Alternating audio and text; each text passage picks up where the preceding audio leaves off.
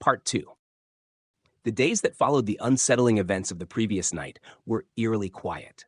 For the first time in what felt like forever, Michael and Rasmus found themselves standing on their farms, staring at the horizon, waiting for something, anything to happen.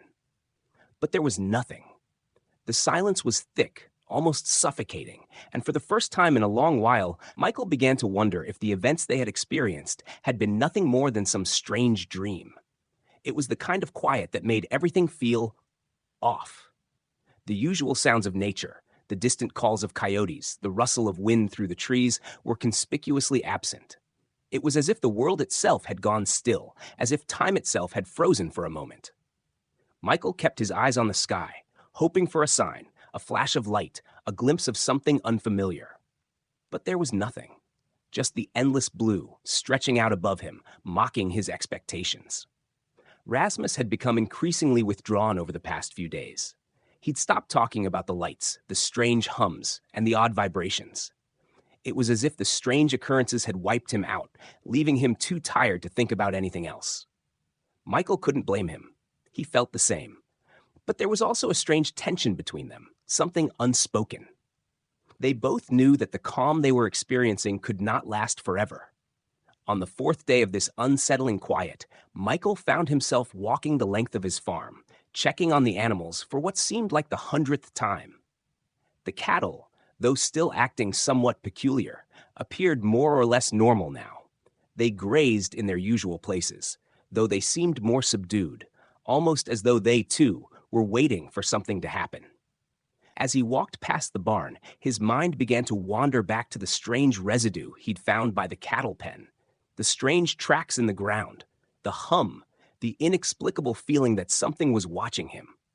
He shook his head, trying to push the thoughts away. Maybe it had all just been his imagination, his mind playing tricks on him in the quiet of the night. Maybe it was nothing more than stress from his diabetes, the long hours, and the heavy responsibility of running the farm. But deep down, Michael knew better. Whatever it was, whatever had been happening, wasn't done with them yet. By the time evening rolled around, the sky had begun to shift, clouds gathering in the distance. The air had grown thick again, charged with a sense of anticipation that made the hairs on the back of Michael's neck stand up. Even Rasmus, who had remained quiet for days, seemed to sense the change. He looked out toward the horizon, his eyes narrowed as if waiting for something to appear. "Feels like it's coming back," Rasmus said, his voice low. Michael nodded but didn't respond. He didn't want to say it out loud, but he felt it too. The air felt charged, like the calm before a storm. He had spent enough time on the farm to recognize when something was wrong, when the land seemed to pulse with something other than the rhythm of nature. As the sun dipped below the horizon, Michael made his way back to the porch, feeling the weight of the day press against him. It was the first time in a while that he had felt normal. There were no flashing lights, no unexplained sounds, no strange vibrations running through the ground. It almost felt like everything had gone back to the way it was before, when his biggest concern was keeping the farm running. But the calm felt fragile, like it was only a temporary reprieve.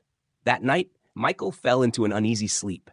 His dreams were filled with flashes of light, figures moving in the distance, and the faint hum of something he couldn't identify. When he woke, drenched in sweat and with his heart racing, he realized the unease had settled deep in his chest, refusing to let go. The next morning, the strange quiet still lingered. It was as if time itself had paused, waiting for something to happen. Michael stepped out onto the porch, breathing in the cool morning air. For the first time in days, the farm felt almost normal. The cattle were grazing peacefully, the sky was clear, and the sun cast a warm glow over the land. Rasmus appeared at the edge of the field, his gaze distant, scanning the sky. For a moment, Michael thought he saw something, a flicker of movement, a shimmer in the air, but when he blinked, it was gone. He shook his head. It was probably just a trick of the light. Rasmus approached, his eyes wide. "Did you see that?" he asked, voice filled with unease. Michael frowned, glancing over his shoulder at the sky. "See what?" "That shimmer. It was like the air itself bent just for a moment," Rasmus said, his voice shaky. "I know I saw something. It was there, just above the trees." Michael paused, his stomach tightening. For a moment, he thought he had imagined it, but Rasmus's words brought the sensation back to the surface. Something wasn't right. It felt like the world was holding its breath, as if it was waiting for something to happen. They both stood there in silence, watching the sky. But the clouds remained still, the air thick with the weight of the unknown. And so, the strange calm continued. Days passed without incident, but the tension between Michael and Rasmus remained. Both of them were waiting, wondering when the next strange event would happen, and if they would be ready for it when it did. It wasn't long before Michael noticed something that made his stomach drop. His cattle, which had seemed perfectly fine just days earlier, began to vanish one by one. The first time it happened, he dismissed it as a mistake. Maybe one of the animals had wandered off, or perhaps they'd gotten caught in the brush somewhere on the edge of the property. But as the days passed and more of his livestock disappeared, his unease grew into something darker. One morning, he stepped out into the early light to check on his herd and was met with an unsettling sight. Half of his cows were gone, vanished without a trace. The fences were intact, the gates still locked, and there was no sign of a struggle. It was as if they had simply disappeared into thin air. Michael stood there, his heart hammering in his chest as he walked slowly around the empty pasture, but searching for any clue that could explain what had happened. He scanned the ground for tracks, but there were none. No footprints, no signs of disturbance, nothing. Panic began to rise within him, a cold knot tightening in his stomach. This was too strange. It didn't make sense. He quickly ran to the barn, hoping to find something that would explain the situation, but there was nothing there either. The empty stalls echoed back to him, a haunting reminder of what was missing. Rasmus had arrived shortly after, his face grim as he surveyed the empty field. "This is the third time," he said, his voice low. "I've been losing animals too. One here, two there. I don't know where they're going, but it's starting to feel like we're not the ones in control anymore." Michael nodded, his eyes scanning the horizon. "It's happening here too. They're just gone. No signs of anything unusual, no tracks, no broken fences, just nothing." Rasmus looked troubled, his brow furrowed as he glanced back at the sky. "You don't think it's the lights again, do you?" Michael hesitated, the memory of the strange glow from the previous weeks flashing in his mind. "I don't know. I don't think it's the same thing, but something is definitely wrong. First, it was the animals on your farm. Now it's happening here, too. It's like they're being taken. But by what?" Rasmus stood beside him, his gaze still fixed on the empty pasture. "Whatever it is, I don't think we're dealing with something natural. It's like we're part of something much bigger. Something that's been happening all around us, and we don't even realize it." Michael swallowed hard, the knot in his stomach tightening. The fear that had been simmering beneath the surface for weeks now began to boil over. The quiet calm they had experienced earlier was shattered, replaced by the return of an oppressive feeling that clung to the land. "I need to find out what's going on," Michael said, his voice determined. "If something's taking my livestock, I need to figure out what it is and how to stop it." The two men spent the rest of the morning searching the property, looking for any sign of where the animals might have gone or if they could find any traces of the strange occurrences that had plagued Rasmus's farm. But it was like searching for a ghost. There was nothing. Just empty fields and silent barns. As the afternoon wore on, Michael found himself back at the same spot, standing at the edge of the pasture where the cows had vanished. His thoughts were interrupted by a flicker of movement in the distance. Something that seemed out of place, a shape darting in and out of view, barely noticeable against the horizon. At first, he thought it was his mind playing tricks on him. But when he squinted, he realized it wasn't a trick at all.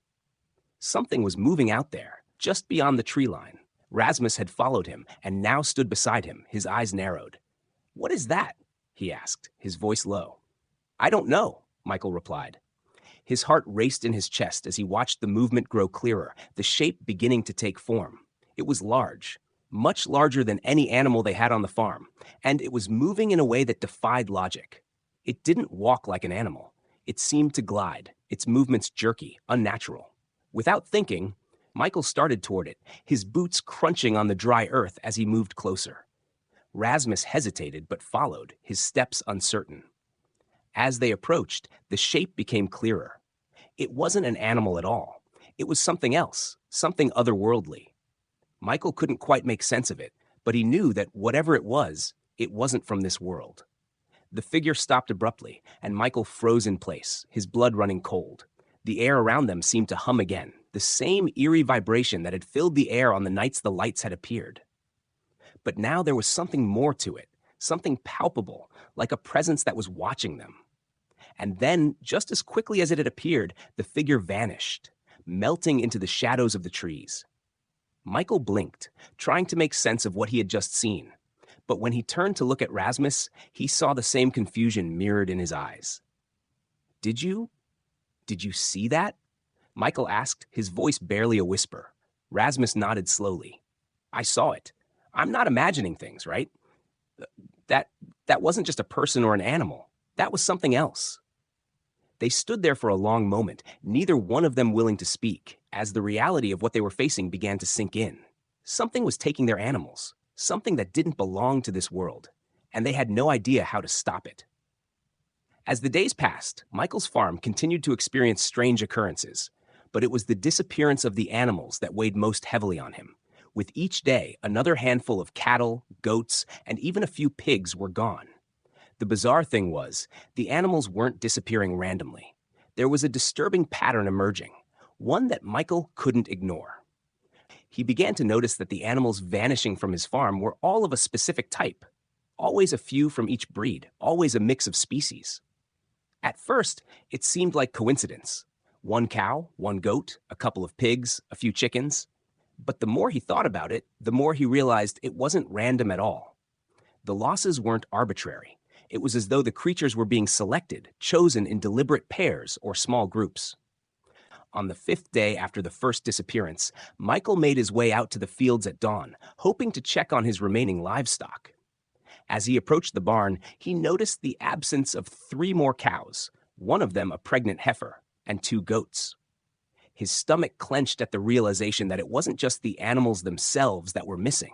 It was the specific combinations. 3 cows, 2 goats, and, now that he thought about it, every other time he had checked, the disappearances had followed a similar pattern. Rasmus, he shouted, rushing to the fence where his neighbor was inspecting his own herd. Come here, you need to see this. Rasmus appeared almost immediately, a worried look on his face. What is it? What's going on?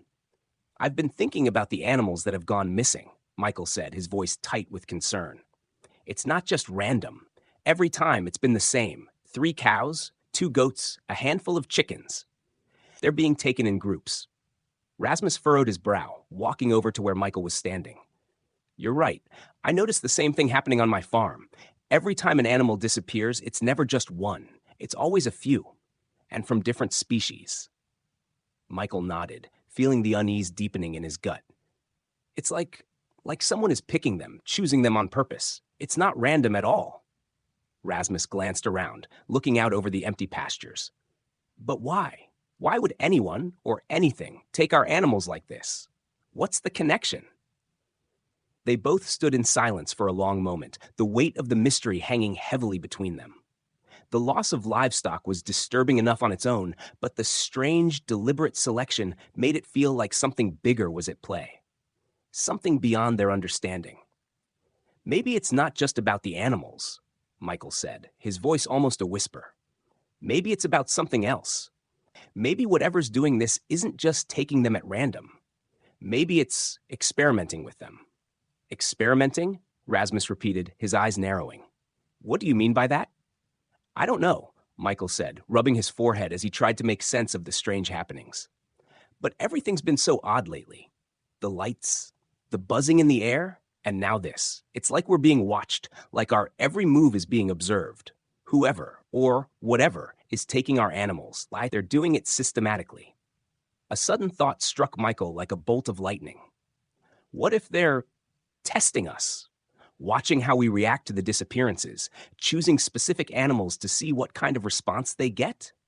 Rasmus stared at him, his expression a mix of disbelief and apprehension. Are you saying that someone's studying us? That they're deliberately choosing what animals to take to see how we'll react? Michael nodded slowly. I know it sounds crazy, but think about it. First, they came for the animals on your farm, then mine. Each time, it's been in a pattern. They're testing something.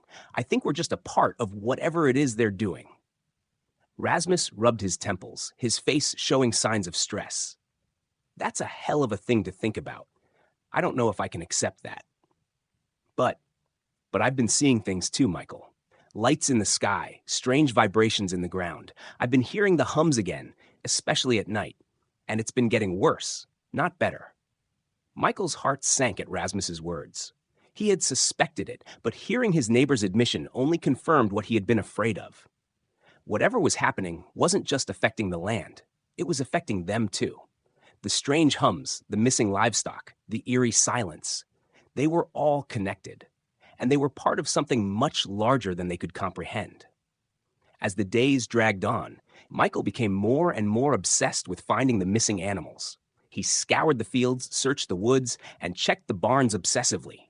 But there was no trace of the cattle, goats, or chickens. The only thing left behind were the inexplicable gaps in the herds, like pieces of a puzzle that had been taken from the picture. Then, one morning, Michael decided to take a different approach. He stayed up all night, watching from his porch, hoping to catch a glimpse of anything unusual, anything that could explain the strange disappearances.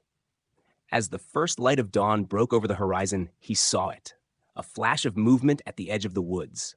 And then he saw it again, the shimmer, the distortion in the air, like something was warping reality itself. The hairs on the back of his neck stood on end. Before he could even react, the figure, whatever it was, vanished again, retreating into the forest. But this time, Michael was sure of what he had seen. It wasn't just a figment of his imagination. It was real, and it was still out there. He ran to Rasmus's house as quickly as he could, his heart racing in his chest. He had to tell him what he had seen, what they were both up against.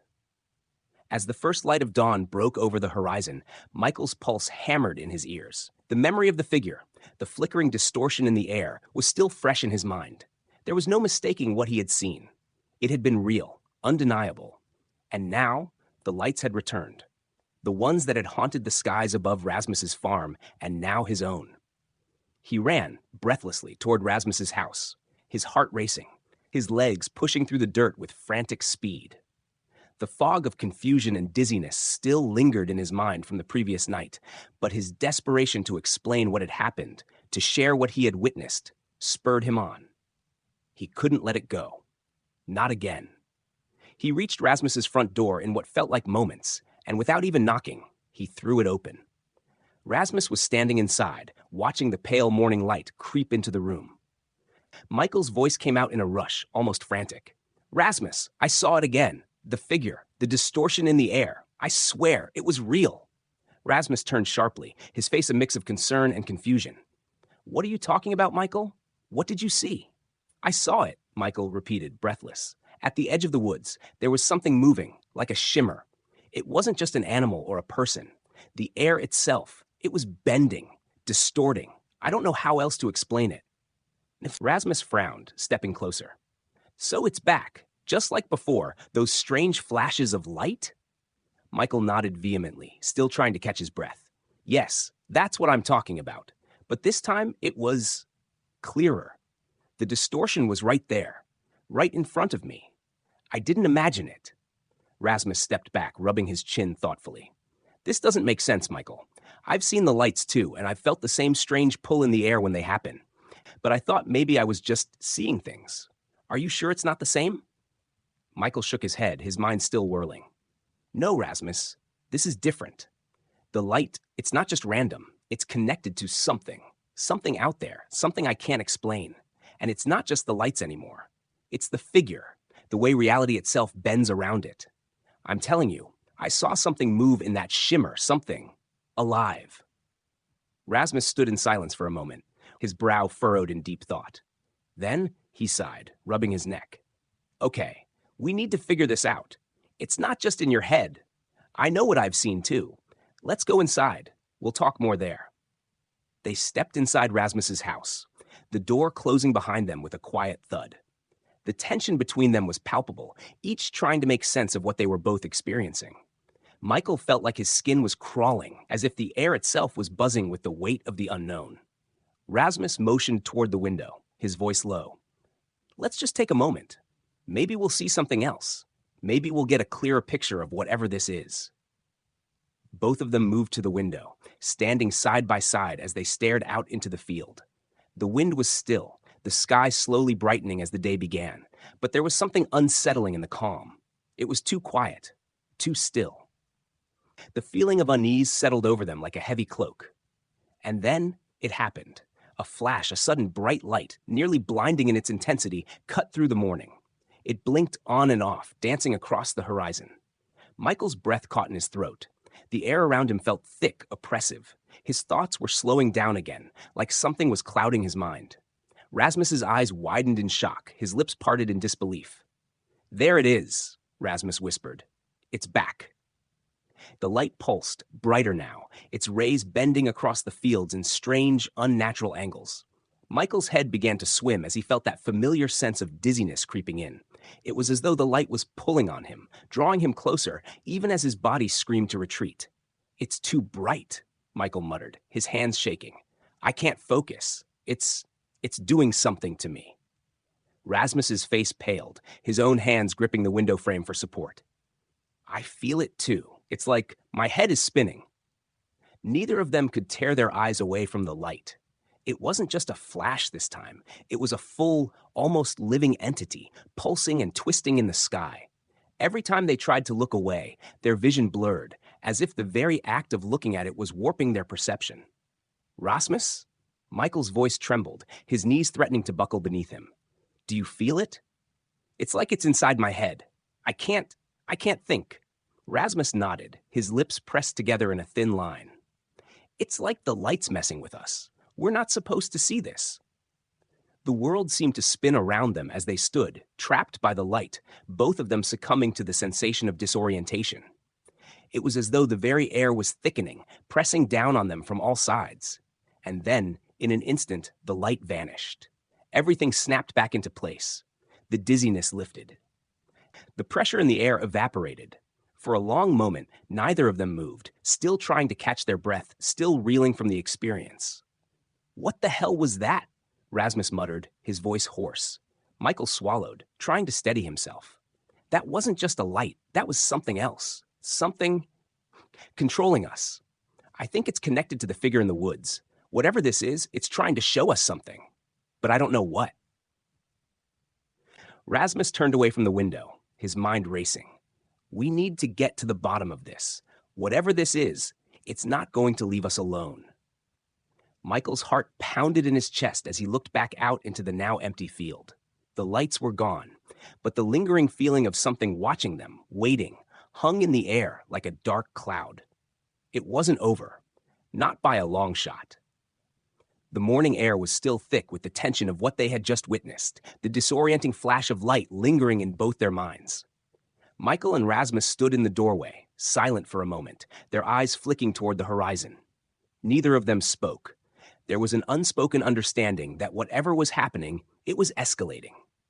Finally, Rasmus turned to Michael, his face pale but determined.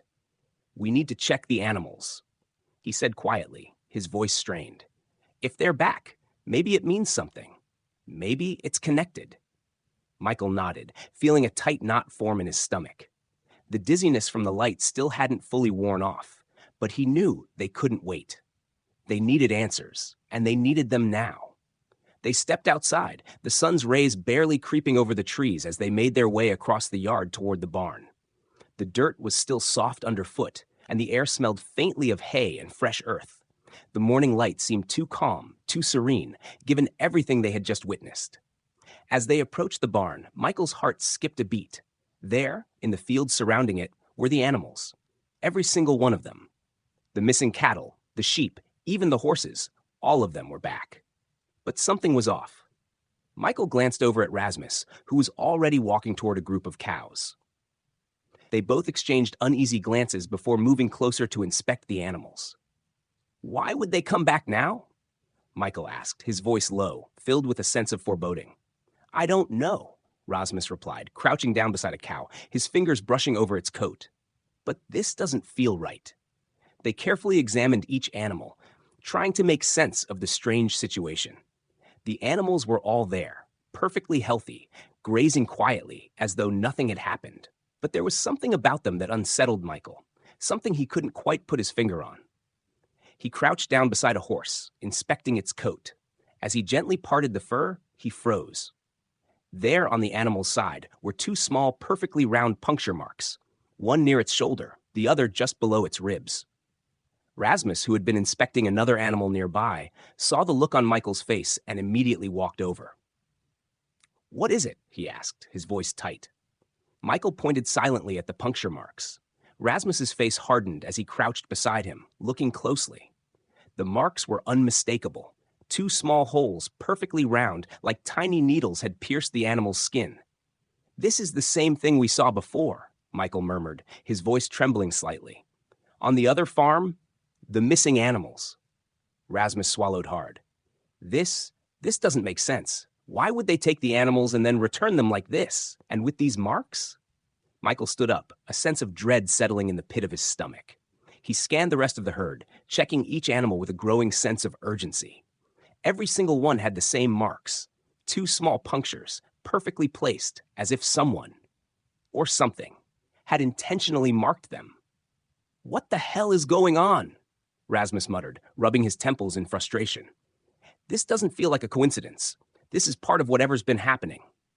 They moved through the barn, checking each animal, but the pattern remained the same. Every animal that had been missing, every one that had returned, bore the unmistakable marks. Two tiny punctures, no more than an inch apart. They were uniform, deliberate. "It's like they're tagging them," Michael said slowly, the realization dawning on him. Rasmus turned to him, his eyes wide. "Tagging them? For what? Who would do something like this?" Michael could only shake his head. "I don't know, but I think we're dealing with something much bigger than we imagined." They spent the next few hours inspecting the rest of the farm, making sure that all the animals were accounted for, but the marks were always the same. Two punctures, almost surgical in their precision. Rasmus stood in silence, his mind clearly racing. "We need to get to the bottom of this, Michael.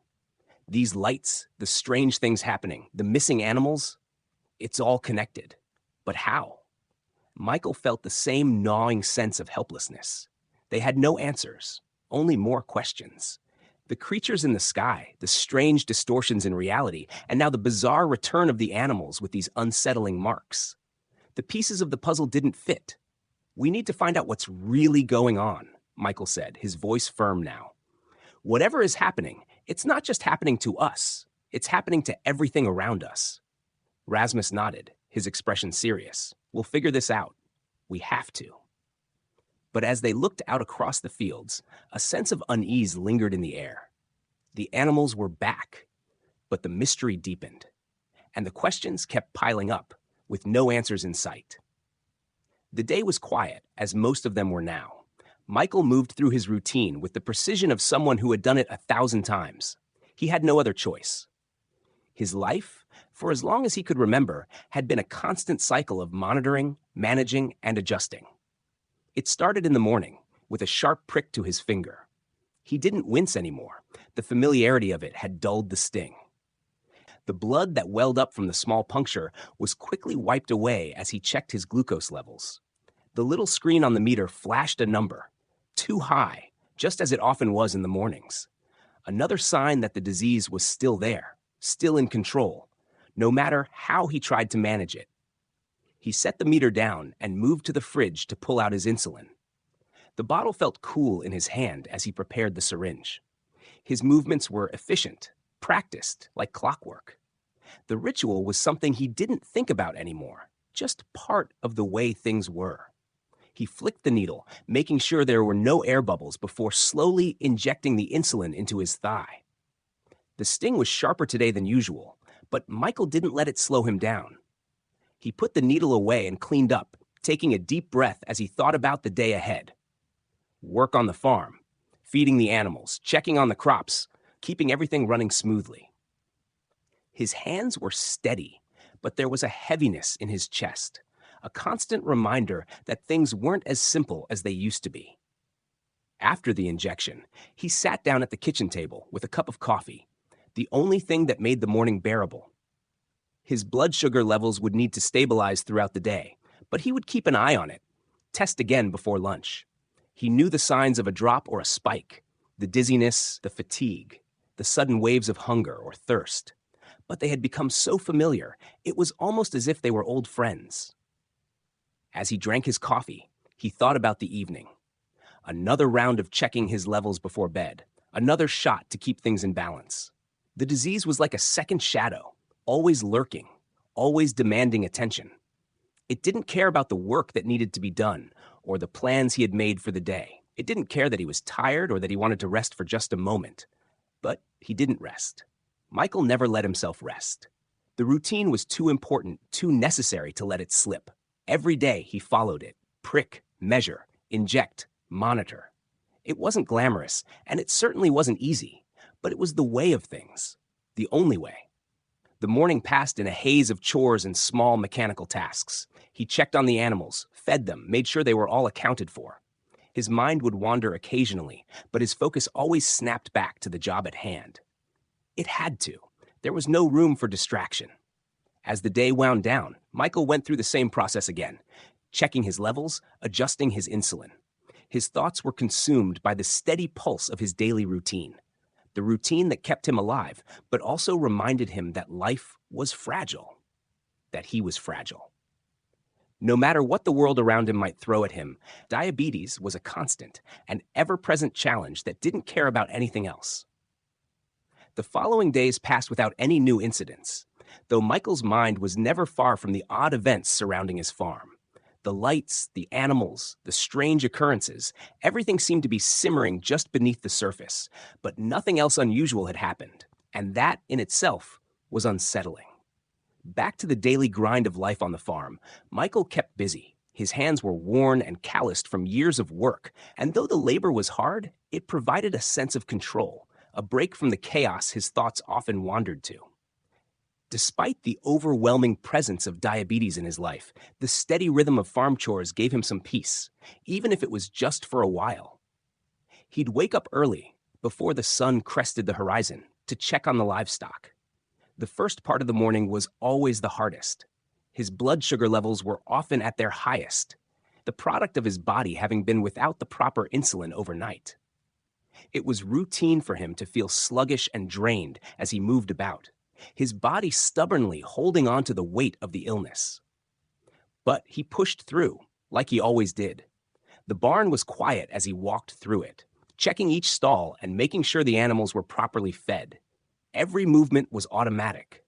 He had to adjust his schedule around his health, taking breaks when the dizziness started to set in. It wasn't just the injections and the glucose checks. It was the way his body had to constantly work against itself, the ever-present reminder that there was no cure. After tending to the animals, Michael would grab a bite to eat, usually something light, scrambled eggs, a slice of toast, maybe some fruit.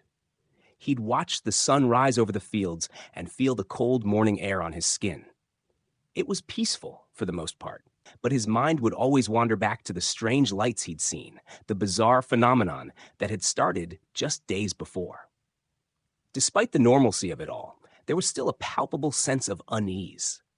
The things that had happened around his farm, the lights in the sky, the disappearing animals, lingered in the back of his mind. What did they want? Why had everything stopped? He couldn't push the thoughts away. His mind would drift back to the flash of movement in the woods, the distortion in the air that had made the hairs on the back of his neck stand up. He had tried to dismiss it all as nothing more than stress or his imagination playing tricks, but something about it felt too real to ignore. At times, it almost felt as though the events were watching him, waiting for the right moment to restart. He had no proof, no explanation, but he could feel it. It was like the quiet before a storm, and yet the daily demands of managing his health left little room for anything else.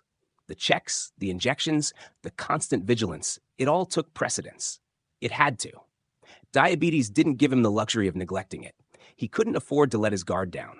Even with the constant hum of illness in his body, his senses remained sharp, ready for whatever might come next. But for now, all he could do was go through the motions, feed the animals, take his insulin, check his blood sugar, and wait for the world around him to change again. The morning began like any other. Michael woke early, the soft light of dawn creeping through his curtains. The familiar ache in his body greeted him, a reminder that his diabetes was still there, still a constant companion.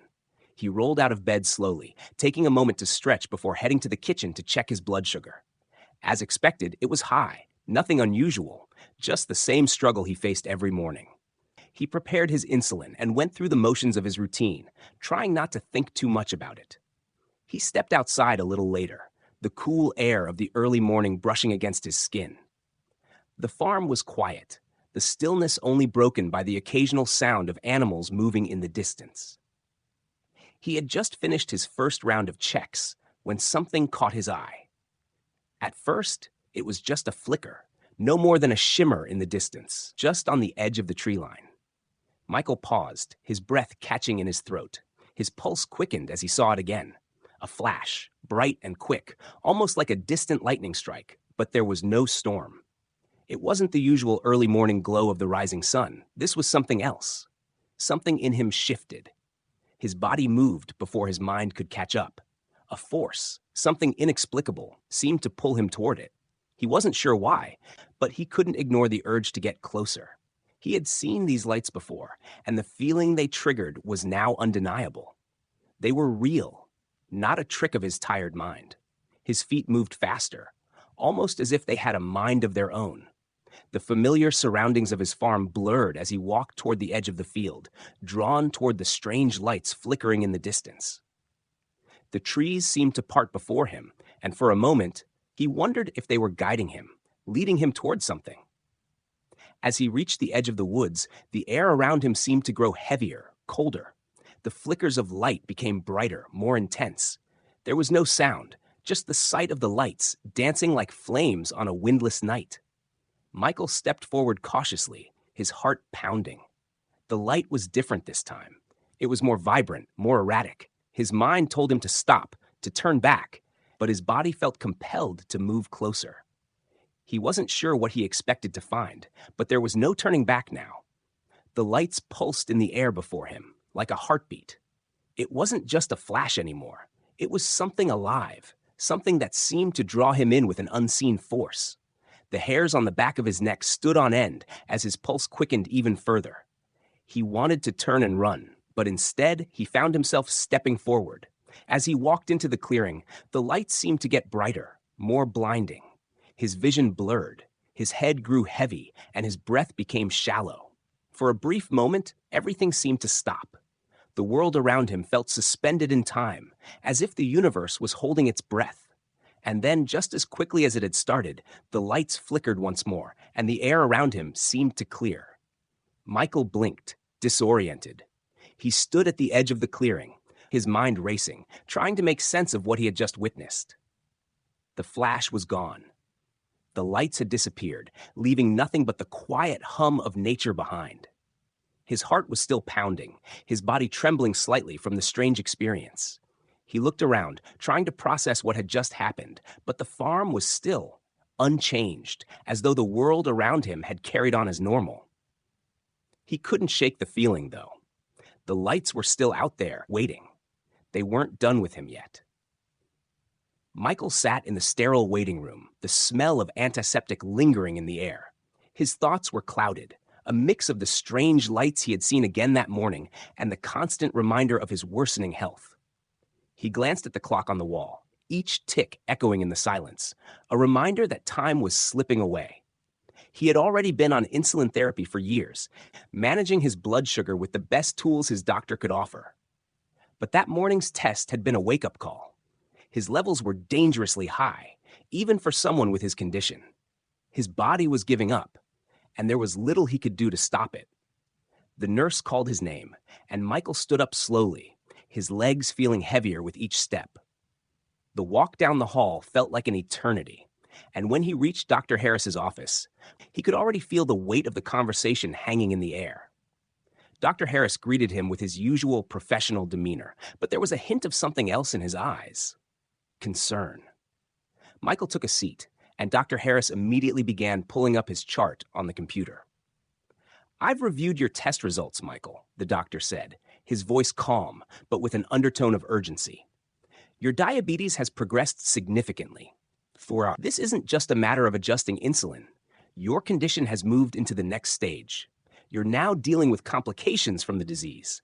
Your blood sugar is incredibly high, and it's becoming harder to manage." Michael's stomach churned. He had known something was wrong, but hearing it from his doctor made it feel all the more real. "What does that mean exactly?" Michael asked, his voice rough. "It means you're entering a more dangerous phase of the disease," Dr. Harris explained, his eyes not leaving the screen. "You're at a high risk for complications, neuropathy, kidney problems, even damage to your vision. Your body is no longer responding to the insulin therapy like it used to. The damage is becoming irreversible." Michael felt a cold wave of dread wash over him.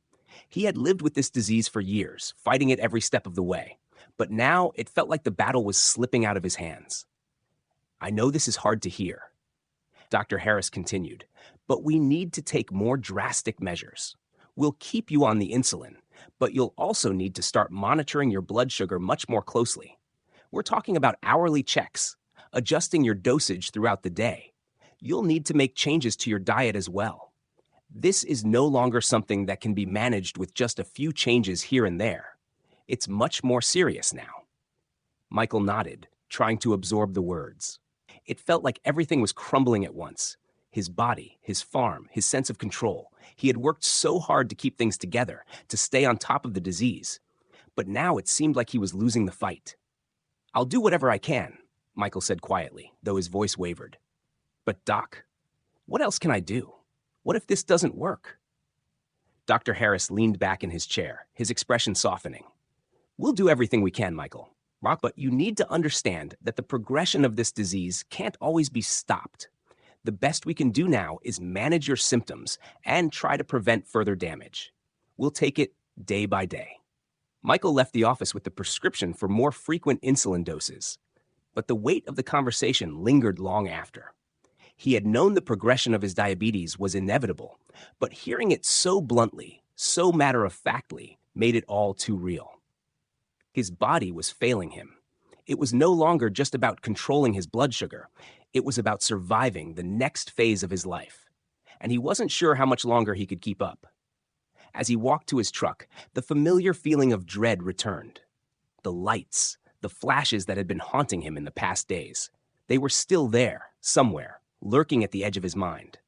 But now he had more to worry about. The struggle to survive in a world where his body was betraying him. The constant uncertainty of what would happen next. The lights could wait. For now, his body was his battle, and it was a war he wasn't sure he could win. The sun had barely set when Michael pulled into his farm's gravel driveway, the day dragging on longer than he'd hoped. His mind was heavy, still reeling from the doctor's grim news about his diabetes. Each step, each breath felt like a weight on his chest, and he could feel the familiar tension that had been there ever since this strange series of events had started. As soon as he stepped out of the truck, he spotted Rasmus standing by the porch, arms crossed, looking off into the distance. He didn't seem to notice Michael approaching at first. "Hey, Rasmus," Michael called, his voice hoarse. "You still out here?" Rasmus looked up, offering a small smile. "Mike, there you are. Thought I'd catch you before you headed in." Michael returned the smile weakly, but didn't hide the exhaustion in his voice. "Yeah, just got back from the doctor. Things aren't looking good with my diabetes. It's progressing, getting worse." Rasmus's face shifted to one of concern, but he didn't say anything immediately. Michael rubbed his face, exhausted, feeling the weight of it all settle into his bones. "Just one more thing to deal with," Michael added with a dry chuckle, shaking his head as he stepped closer to Rasmus. "I know, Mike. I know," Rasmus replied, his voice sympathetic. "But listen, there's something weird I need to tell you." Michael stopped, his curiosity piqued despite the heaviness of the moment. "What is it?" Rasmus looked around before leaning in slightly, his voice lowering. "I've been out to check on the herd again today. Everything seemed fine, but then I noticed something odd." Michael's brow furrowed, and he leaned in, waiting for him to explain. "All those animals that disappeared? The ones that came back, you know? Rasmus continued. I checked them again today, and, well, there's no other way to put it. The marks, the 2 punctures we saw on every single one of them, they're gone. Michael's heart skipped a beat. Gone? Rasmus nodded. Just disappeared.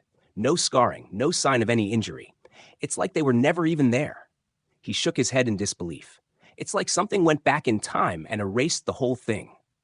Michael stood still, his mind racing. The 2 puncture marks that had been on every missing animal, marks they'd both seen, were gone. Completely gone, like nothing had ever happened. There was no explanation for it. That doesn't make sense, Michael muttered, feeling a chill run down his spine. We both saw them, Rasmus. We both checked, and now they're just gone? I know, it doesn't add up, Rasmus said, his voice strained. But it's like it never happened at all. I don't know what's going on, Mike, but I can't shake the feeling that something is being erased here. Something bigger than us. Michael nodded slowly, his mind churning with questions that had no answers. Everything around them felt like it was slipping further out of their control. The animals disappearing, the strange lights, and now these marks vanishing without a trace. What was really going on? Maybe we're not supposed to understand it, Michael said, his voice quiet but steady. But whatever it is, it's happening right under our noses, and it's not stopping. Rasmus glanced out toward the barn, his expression darkening. I've been thinking the same thing. I don't know what's causing all this, Mike, but I know one thing. It's not normal, and we need to figure it out before it's too late. Michael followed Rasmus's gaze, his thoughts clouded. The tension between them hung thick in the air. They weren't just dealing with missing animals anymore. They were dealing with something unexplainable, something that could very well change everything they knew. Let's keep watching, Michael said, his voice more resolute than he felt. We'll figure this out. We have to. Rasmus nodded, though the unease still lingered in his eyes. Yeah, we will, but I don't think we're the ones in control of this situation. As they both stood there in the fading light, the farm seemed strangely still, the silence almost deafening. But Michael knew deep down that nothing would stay quiet for long. Something was out there, something watching, something far more powerful than they could understand. And the more they uncovered, the more they realized they were only scratching the surface. The night was quiet, too quiet, the kind of stillness that settled deep in your bones, making everything seem distant and unreal. Michael stood in the doorway of his farmhouse, looking out over the fields. He had just finished his routine check on the animals, making sure everything was as normal as it could be, given the strange events that had been unfolding. His thoughts were clouded, his body weighed down with the effects of his deteriorating health. He felt drained, the insidious progression of his diabetes ever present in his mind. But something else lingered there too, something he couldn't shake, no matter how hard he tried. The flashes of light, the strange figures, the eerie sensations, those things had been happening for weeks now. And tonight, they felt closer than ever. Suddenly, without warning, a flash lit up the horizon. It was like a burst of energy, brief but blinding. Michael's heart skipped a beat. He had seen it before, but this time it was different, closer. His body tensed as he instinctively stepped outside to get a better look. His eyes searched the night sky, but this time it wasn't just lights. In the distance, on the far side of his farm, something moved. At first, it was just a shadow, a ripple in the air.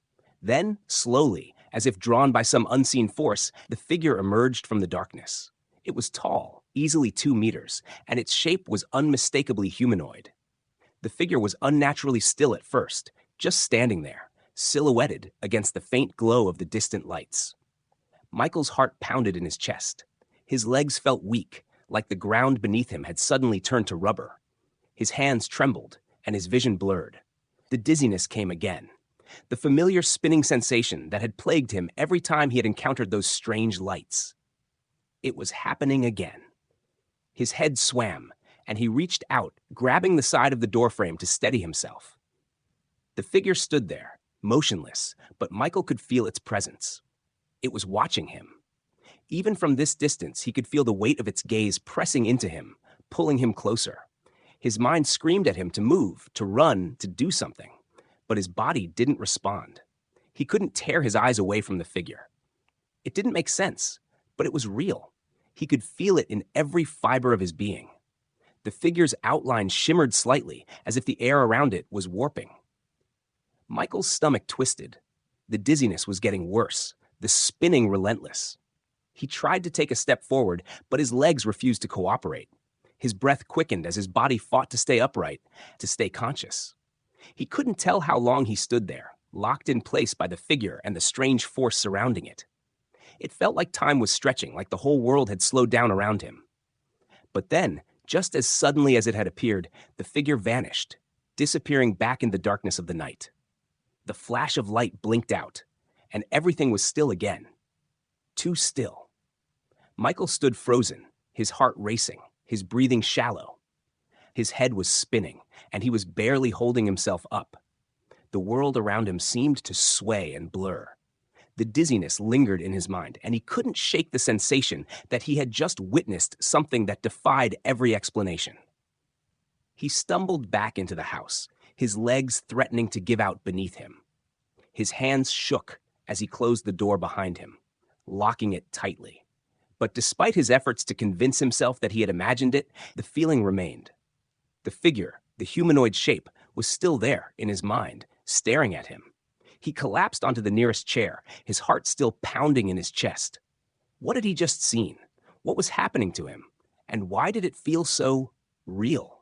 As he sat there, trying to regain some semblance of control, he couldn't help but wonder if this was just the beginning of something far bigger than he could ever comprehend. The morning light filtered through the cracks in the wooden blinds, casting a muted glow across the kitchen. Michael sat at the table, his coffee cup cradled in his hands, but he barely noticed it. His mind was still reeling from the events of the night before, the figure, the flash, the strange dizziness that had taken hold of him once again. He couldn't shake the feeling that something was coming, something that he couldn't control, no matter how much he tried. His hands trembled slightly as he set the coffee cup down, the remnants of his restless night lingering in his body. As he sat there, lost in thought, a knock echoed through the front door. Michael's gaze flicked toward the sound, a slight jolt of panic stirring in his chest. He hadn't expected anyone. But then he recognized the familiar knock. It was Rasmus. Michael stood up slowly, rubbing his eyes before heading to the door.